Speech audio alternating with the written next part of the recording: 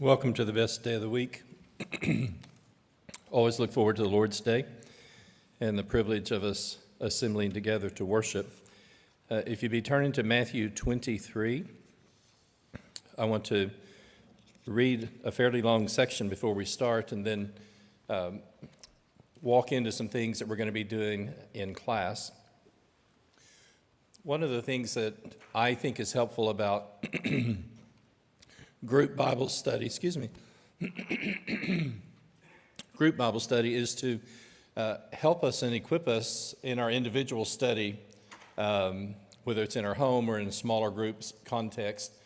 And after we do the reading, we're going to take a time to talk some things about background that affect basically the whole of the Gospels in the New Testament. And the basic question I want to look at is that why do we know so much about the Pharisees? And just to anticipate, and it's hard to know exactly, but the highest percentage of Sadducees that I've ever found is 1% to 2%. They're a very small percentage. However, they are also very wealthy, very influential, and very political, so they had a lot of impact. The largest number that I have read about Pharisees is an estimate of about 10%. So I want you to kind of stop and think about that as we start. The two groups that we know the most about are from 1% to 2%, best we can tell, and 10%. So there's a whole bunch of people in the middle that aren't in either one of those groups.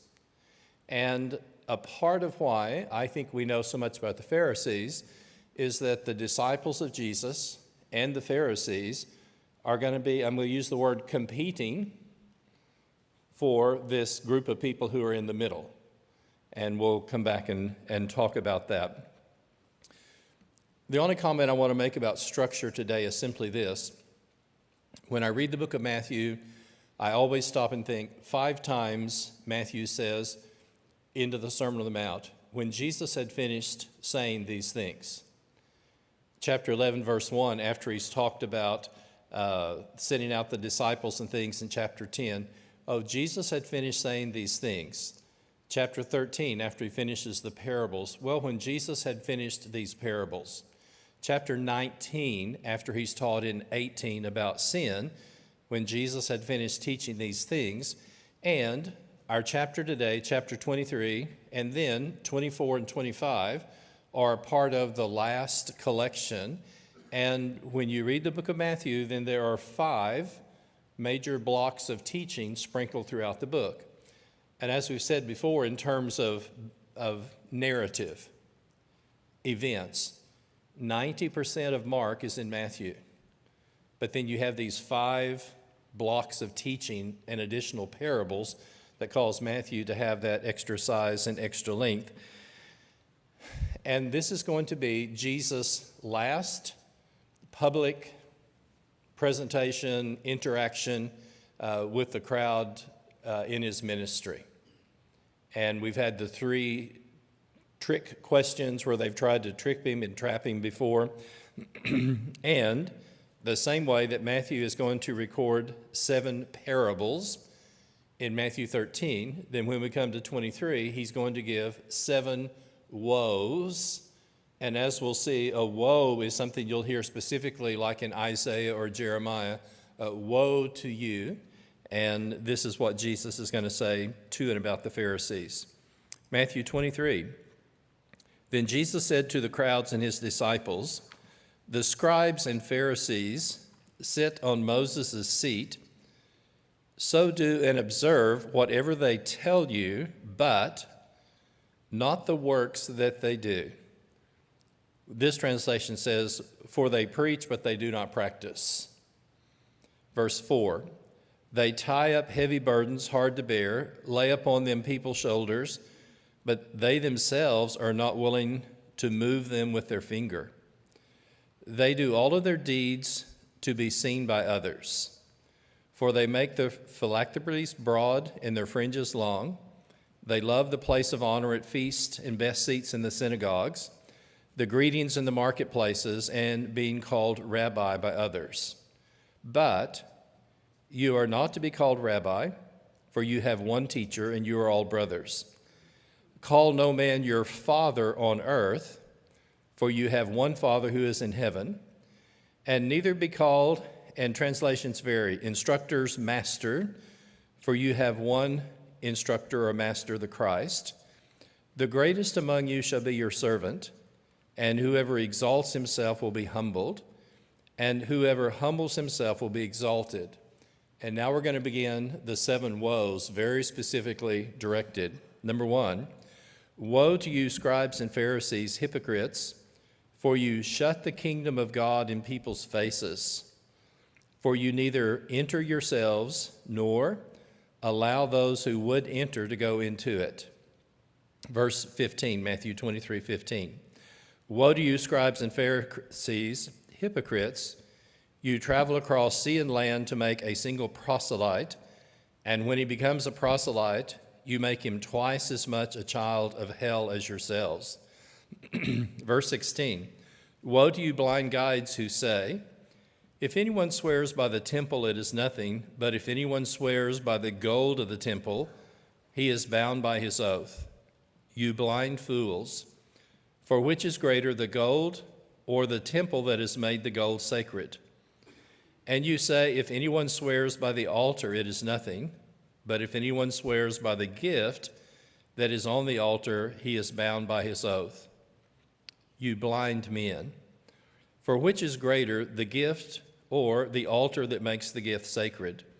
So whoever swears by the altar swears by it and everything on it, and whoever swears by the temple swears by it and to him who dwells on it, and whoever swears by heaven swears by the throne of God and by him who sits upon it. And can I just add a footnote? Let your yes be yes and your no be no, and just leave all the swearing out. But they've gone to all these different manipulations of things that are sacred and things that they're bound by. So here's Matthew 23:23. Woe to you, scribes and Pharisees, hypocrites, for you tithe mint, dill, and cumin, and have neglected the weightier matters of the law, justice, mercy, and faithfulness. These you ought to have done without neglecting the others. You blind guides, straining out a gnat and swallowing a camel. Number 5, woe to you, scribes and Pharisees, hypocrites! You clean the outside of the cup and the plate, but the inside are full of greed and self-indulgence. You blind Pharisees, first clean the inside of the cup and the plate, that the outside may also be clean. Verse 27, woe to you, scribes and Pharisees, hypocrites! You are like whitewashed tombs, which outwardly appear beautiful. And let me just mention this real quick. Every year, especially before the Passover, there's going to be thousands of migrants is not the word I want, travelers, sojourners, visitors who are going to come to Jerusalem. And a part of the process of getting ready to host thousands of people was that repairs were made to roads and other things, and any of the tombs around Jerusalem were whitewashed, so that, how would you like to come for hundreds of miles and then accidentally touch a tomb and be unclean and not be able to take the Passover? So one of the annual events that the city of Jerusalem did to host all of these visitors who was coming was that they would whitewash any of the tombs around Jerusalem, so that if you've traveled hundreds of miles to come, that you can stay clean and not accidentally touch a tomb and become unclean in the process. So these tombs are beautiful on the outside, but inside are full of dead people's bones and all uncleanness. So you also appear outwardly religious to others, but inward you are full of hypocrisy and lawlessness. And then here's the 7th one, 23:29. Woe to you, scribes and Pharisees, hypocrites! For you build the tombs of the prophets and decorate the monuments of the righteous, saying, if I had lived in the days of the fathers, we would not have taken part in their shedding the blood of the prophets. Thus you witness against yourselves that you are sons of those who murdered the prophets. Fill up then the measure of your fathers. You serpents, you brood of vipers, how are you to escape being sentenced to hell? Therefore, I send to you prophets and wise men and scribes, some of them whom you will kill and crucify, some you will flog in your synagogues and persecute from town to town, so that on you may come all of the righteous blood shed on the earth, and this is just sobering, from the blood of the righteous Abel to the blood of Zechariah, the son of Berechiah, whom you murdered between the sanctuary and the altar. Truly, I say to you, all of these things will come upon this generation. O Jerusalem, Jerusalem, the city that kills the prophets and stones those who are sent to you, how often would I have gathered your children together as a hen gathers her brood under her wings, and you were not willing. See, your house is left desolate to you, for I tell you, you will not see me again until you say, blessed is he who comes in the name of the Lord. This is just such a sobering reading. And a couple of things just off the top, and then we're going to be talking particularly about the Pharisees. I don't think Jesus ever intentionally went out of his way to either offend people or to be direct. But having said that, the outward self-righteousness of the Pharisees had canceled out all of the deeds that they did in the name of being religious. And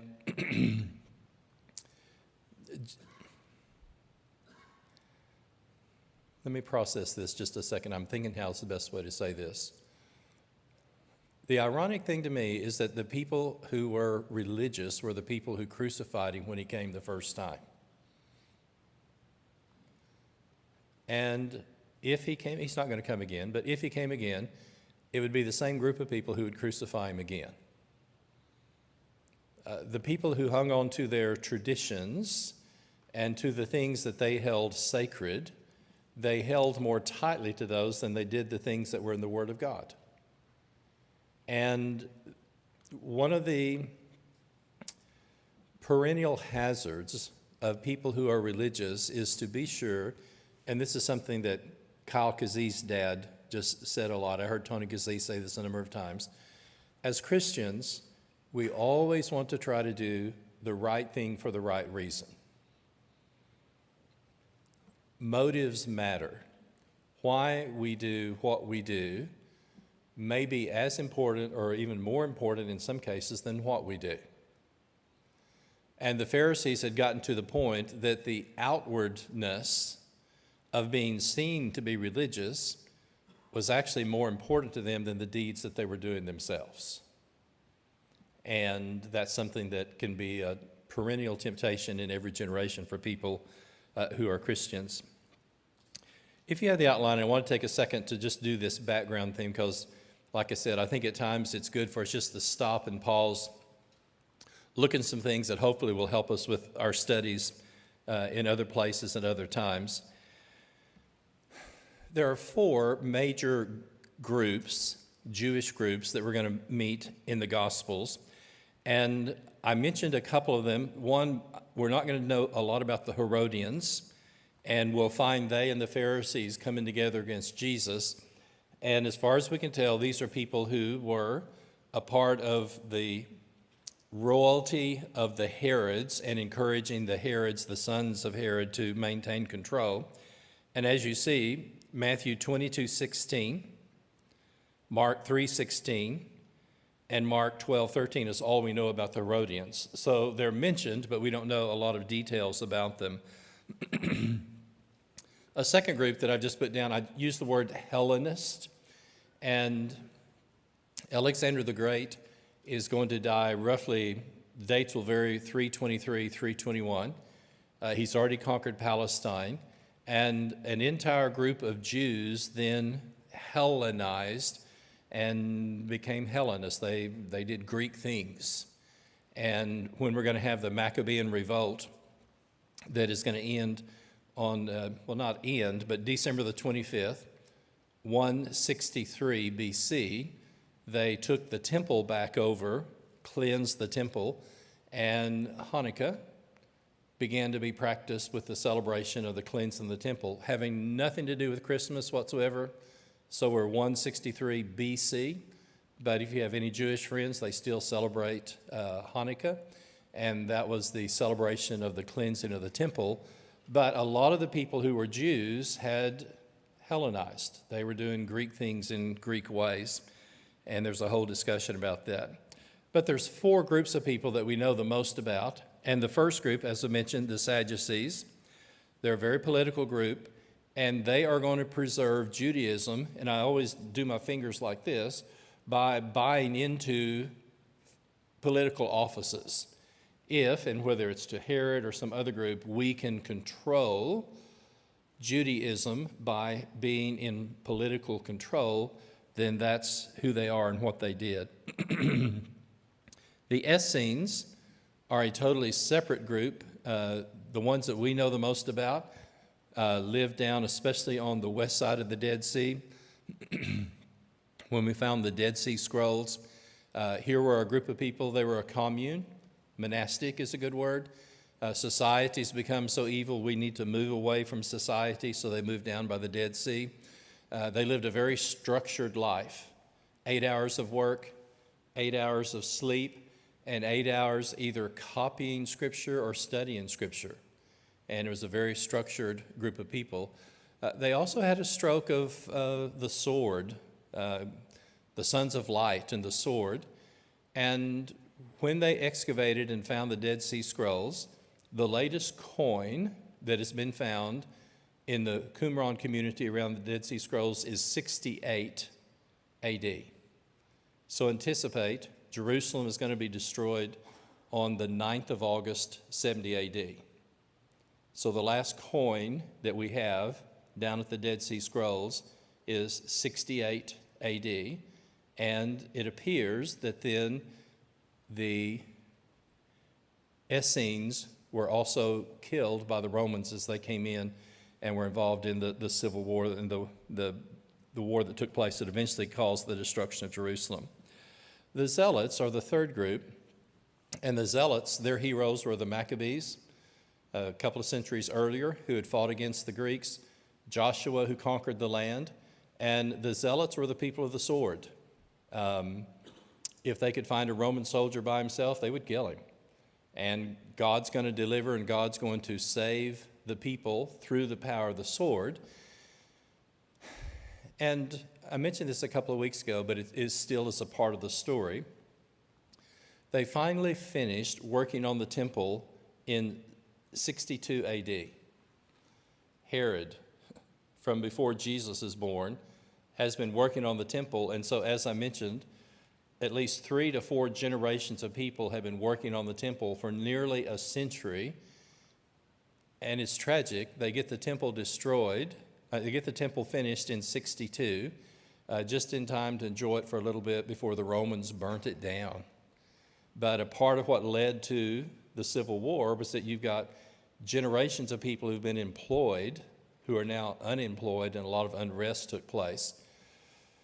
The sad part about the destruction of Jerusalem, and Josephus tells us a lot about this, is that most of the Sadducees are going to be killed by fellow Jews, and the Romans don't get to kill them.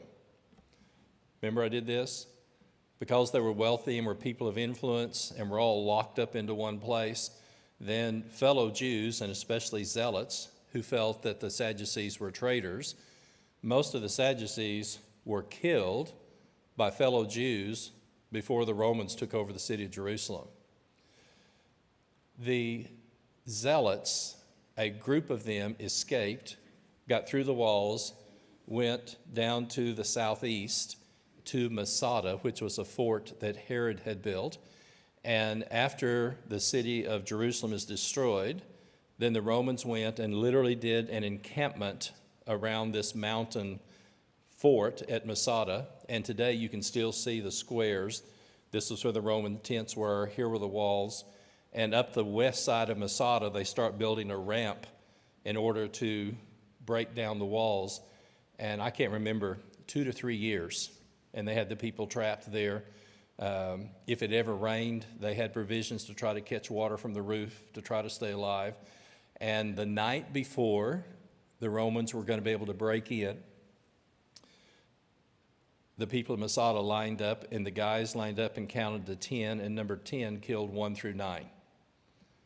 And then they lined up again and counted to 10, and number 10 killed 1 through 9. And so the morning that the Romans finally stormed Masada, there were 2 women and 3 children who had hid in the baggage, and they were the only survivors. Bottom line, all of the zealots either died in Jerusalem, and then the ones that fled to Masada are all going to be killed. Now, why have we done this? The only group to survive the fall of Jerusalem are going to be the Pharisees. So not only are the Pharisees going to be the competition with the disciples in evangelizing people during the ministry of Jesus, during the next decade, and the Judaism that was the opponent of the early church in the first 2 centuries, the only group that survives are going to be the Pharisees. So if we go back into the time a couple of centuries before Jesus, initially, can I use the word Democrat and Republican? Both Sadducees and Pharisees were in a political mode. And there was a period of time where the Pharisees were in control, and it happened they killed some Sadducees while they were in control. Sadducees came in control, they killed some Pharisees. Somewhere in that century, 150, 170 years before Jesus, somewhere the Pharisees decided, we're not going to do this anymore. We're not going to run for political office. We're not going to try to control. We're just going to give that to the Sadducees, and we're going to withdraw, and we're going to worry about washing hands, washing pots, washing kettles. And can I say it this way? They moved from being a political group, like the Sadducees, to becoming a piety group of washing pots, washing kettles, and observing religious traditions. From 62 until the destruction of Jerusalem, the war with the Romans had started north up in Galilee and gradually moved down. And a part of the reason we know so much about this is that Josephus originally was actually one of the commanders for the Jewish forces in the northern part of Israel. And he and a group of people hid. They were captured and surrendered. And so as a former Jewish general, he was allowed special privilege and special insight to what was going on, and used that to become a part of being the historian who's going to write about the Jewish wars. And so a lot of what we know is going to happen from a captured Jewish general, and the Jews always looked at him much like Americans would look at Benedict Arnold. If you know American Civil War, he was a traitor, and a lot of the Jews never felt good about Josephus, that he had surrendered, and then he became basically a proponent for what the Romans did. But here's the last thing we're going to do about just the Pharisees, and then we'll summarize this. As more and more of the Jews are being gathered into Jerusalem, which is eventually going to become a death trap, before everything is shut down, there is a leading Jewish rabbi, and his name is Yohanan ben Zakkai. And if you go back to the time of Jesus, Hillel and Shammai were the 2 leading rabbis. After that, one of the next leading rabbis is a man named Gamaliel. The name Gamaliel sound familiar? Paul is going to sit at the feet of Gamaliel. I'm in a class on Jewish history in the first century, and our teacher said, he said, most people feel like that the brightest mind in Judaism in the whole of the first century was Gamaliel. Okay? Again, wouldn't do this with your grandkids. Remember old typewriters? Da-da-da-da, ding, da-da-da-da, ding. And I'm thinking the brightest mind in Judaism in the first century is Gamaliel. Who did Paul go and study with? The reason Paul knew Judaism inside and out so well is that God had put Paul as a young man in the presence of the brightest Jewish mind in Judaism in the first century. And when you read Galatians, when you read Romans, and Paul talks about the difference between the law and the promise and the covenant. He knew Judaism inside out. This is a very personal choice, and I'm not going to quibble with anybody. We wanted our kids to be in public school, and we wanted our kids to be salt and light and leaven in a world of darkness. And for people to make other choices, we encourage parents to do that. A part of the reason for that was I told our son, I said, Luke, the one class I want you to make an A on is the evolution part in science. I can't talk to you about this without laughing about it. The idea that life came from whatever is just preposterous. I don't have enough faith to do that. But you need to know that inside and out, because during your lifetime, the people that you talk with who are not Christians, and especially who are agnostics or atheists, you need to know their vocabulary. You need to know what they're doing inside and out. And I said, Luke, think about this. Moses was trained in what? All of the wisdom of who? The Egyptians. And from the very first word of Genesis 1, it is a polemic, an argument against polytheism, because Moses knew that inside and out. Daniel, Shadrach, Meshach, and Abednego are trained in all the wisdom of the Babylonians. Paul is trained in all the wisdom of Judaism.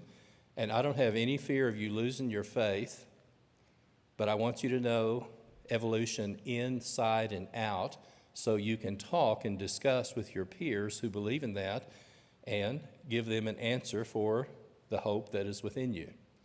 And this is what's going to happen with Paul. A part of the reason why Paul is going to know Judaism so well is that he has been sitting at the feet of Gamaliel. Now our rabbi, as we come at this port of where we are, is Yohanan ben Zakkai. He figured out if you stay in Jerusalem, you're going to die. So they literally built a coffin, literally. They built a coffin, they put him in it, and the pallbearers went to the gate, like I said, before the city was locked down, and they said to the guards, our beloved master has died. May we please take our master out and give him an appropriate burial out on the hillside. And even a few weeks later, they would not have been allowed to do that. And at that point, the Roman guard allowed them to go out, and so what did they do? They walked over the nearest hillside, opened the coffin, and Yohanan ben Zakkai gets out, and that's how he survives the fall of Jerusalem, and that he was able to get out before the destruction. He and his disciples live out in the hills, and eventually, from August the 9th on, AD 70, the entire city is going to go up in smoke. The Romans finally breached the walls. Like I said, the zealots and a few people have escaped, but they're going to be tracked down. Tragedy. Everybody in the city is either going to be killed or going to become captives. And you will find this when a Roman general won a military victory like that. It starts with Vespasian, but then he goes to Rome to become the emperor, and so his son Titus is going to be a part of the triumphal entry, and articles from the temple are going to be a part of the triumphal entry that's in the city of Rome. And when you see the Arch of Titus, it will still have the candelabra with the 7 candles on it that would have come from the temple. So Yohanan ben Zakkai and his disciples, the Pharisees, are going to escape the destruction. They're out on the hillside. And what happens if the entire temple goes up in ruins? We can't do Passover, talking about the sacrifices. We can't do Pentecost, and we can't do Feast of Booths and Tabernacles because the temple's been destroyed. And literally as the city is burning, Yohanan ben Zakkai says this, for God has said, I desire mercy and not sacrifice. And literally with the city of Jerusalem going up in flames, then Judaism is moved from a sacrificial animal sacrifice system to an ethical and a moral system. And so not only are the Pharisees the primary opponent of the early disciples, then for the rest of time, the Pharisaical view of Scripture and of Judaism is going to be the opponent of Christianity, both in the early church and as long as Judaism is going to exist. So I'd like for you, if you have your outline, turn over to the second page. Well, let's start at the very bottom. Let me go back. Here's a couple of things I want us to ID, and this is the bottom of the first page. Jesus says the Pharisees sit on Moses' seat. They give authoritative teaching about and things having to do with the law of Moses. And earlier, Jesus has some very direct criticisms about their teaching. But his criticism is they do not practice what they preach, is what one outline says. And I think this is the challenge for all of us because, and I've oftentimes said it like this, there are people who will never read a page of the Bible, but because they know you are a Christian, they will read you like a book. And whether it's fair or not, non-Christians will hold Christians to a different standard than anyone else if they know that they're Christians. And this is one of two opportunities. The people I grew up with in the Sayre Church were just humble, hardworking, godly people, but were just as sincere as they could be about following Scripture as they understood it. And all my life at different times I've heard someone laugh about, is this the Word of God or is this inspired? And I just keep thinking, but if you grew up with those godly people that I grew up with, they didn't have any doubt this is the Word of God. And their lives were a complement to what we found written in Scripture. The Pharisees' lives were a contradiction to what we find in Scripture. And Jesus says, listen to what they say. They're going to say the right thing. However, do not practice, do not do what they do because their lives are a contradiction to the teaching of Scripture. Two small things on the second page. Some of you will know and some may not. Phylactery were leather containers which oftentimes contained 4 passages of Scripture. And if you'll notice, Exodus 13, 1 through 10, and then also verses 11 through 16. Deuteronomy 6, 4 through 9, Hear, O Israel, the Lord our God is one. This will be in the phylactery box. And then chapter 11, 13 through 21. And these were contained with a leather strap, and they were either bound to the forehead or to the left arm during times of prayer. So can I use the word a leather scripture box? Brother McCord said one time, some of these boxes were so big they could hardly see where they were going. And the idea was, it's hard for me to say this, but it's still true. From their point of view, the bigger the box, the more spiritual you were. And so during times of prayer, then they would wear these phylactery, these leather boxes, and they would either be bound up here or on their left arm. The fringes of their garments, and this was something that was commanded by Moses, and you'll find this in Numbers 15:38, Deuteronomy 22:12. However, their fringes were especially long. And Jesus wore fringes on his garment. So it wasn't that the fringes were bad, but the same type thing, whether it came to the scripture boxes or the fringes, the bigger, the longer, the better. And the focus, again, and this is, I think, Jesus' single most critical criticism, you guys focus on external things, but you don't do the things of the heart. And you spend so much time on the things that are on the outside, then you miss the significance of the things that are internal and eternal at the same time. So if you look at the things that Jesus says, do and observe, but not do what they tell you, but not the works that they do, then you'll see, and this is under 1:3, best seats of honor at the feasts, best seats in the synagogue, receiving salutations in the marketplace, and being recognized as rabbi. This is trivial, okay? This is absolute trivial. I worked with a man for a year and a half, and I'm using his term, I was his associate. Once, just in jest, I introduced him to one of my friends as my associate, and so to punish me, he didn't talk to me for 3 weeks because I should always be seen as his associate. I've watched this guy push 85-year-old women aside to get the piece of chicken that he wants during lunch. If we played softball, he either had to pitch or play center field and bat fourth, or he sat on the end of the bench and pouted. Leave him there. Everything was an external.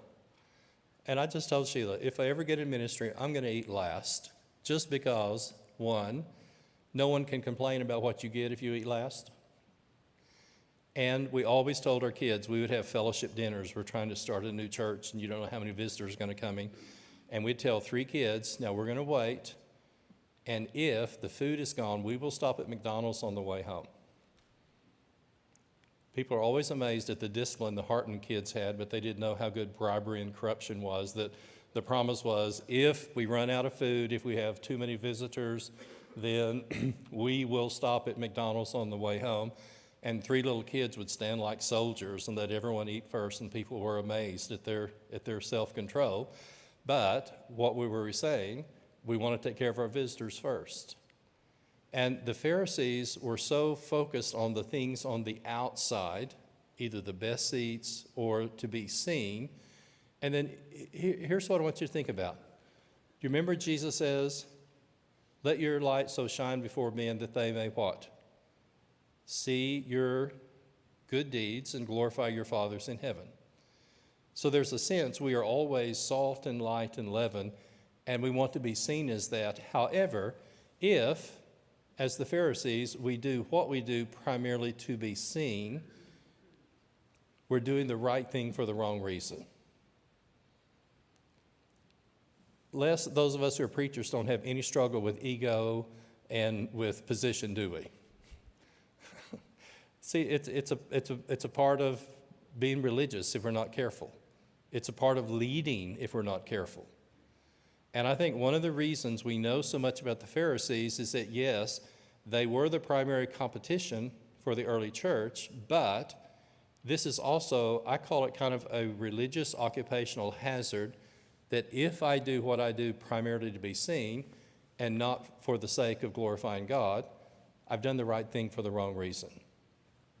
Let me show you one thing, and then we'll finish up here at the bottom. There's something called a chiasma. If you think of an X, and if you look at these 7 woes, the first woe and the 7th woe have a common theme. So you'll see A at the top, and then A with a mark, A prime at the bottom. Everybody see what I'm saying? And then if you look at the 2nd woe and the 6th woe, they're going to have something in common. Everybody follow where we're going? And then when you come to the letter C, the 3rd woe and the 5th woe are very similar. And then the one that's in the middle is always the one that's really important.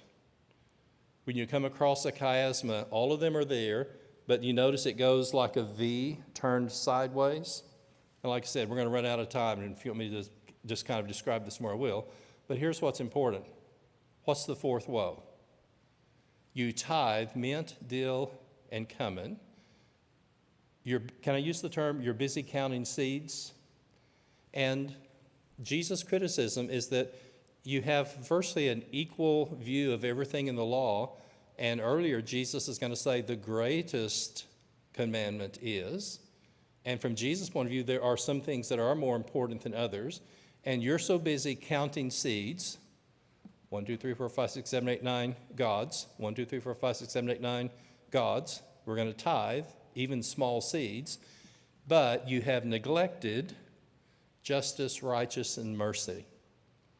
And you've been so busy with the external things that you have missed the things that are eternal and the things that are really important. The lament over Jerusalem is so profoundly sad. And let's close with these 5 things at the bottom. The woes have an Old Testament precedent. I didn't mention this. The word hypocrite is a word from the Greek drama and Greek play. And to wear a mask, to be an actor, to pretend to be something is where the original word hypocrite came from. And Jesus is basically saying, you are so busy being religious, your outwardness, in a sense, makes you pretending to be something that you're not. And I just think as Christians, we should strive to do, as Tony's dad said, or Tony would say, let's always strive to do the right thing for the right reason. And weigh in our hearts for why and what we do is really, really important. Blind guides. I use the term, what a graphic oxymoron. Our middle daughter's a real language person, and she says, Dad, I think the ultimate oxymoron is jumbo shrimp. She said, what a contradiction. And it's on menus. It's, this is the biggest of the little guys. And blind guides. Do you want someone leading you around, can't see where they're going? And then here's our final two things.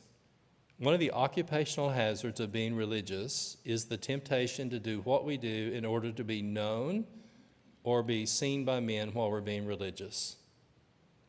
Remember Jesus talks about going in a closet, doing things. And like I said, I just think we go about life, we serve, we do the best we can, but we do what we do to glorify God, not to be seen and to be recognized for what we're doing. And our last quotation, you tithe, mint, dill, and cumin, and have neglected, an important word. You have neglected the weightier matters of the law, justice, mercy, and faithfulness. You should have done the tithing without neglecting the others. And then what a graphic picture. You strain out the gnat and swallow the camel. So I encourage all of us as we read these 7 woes to make a commitment, yes, as we follow God, to always try to do the right thing for the right reason, and that is to glorify God. God bless.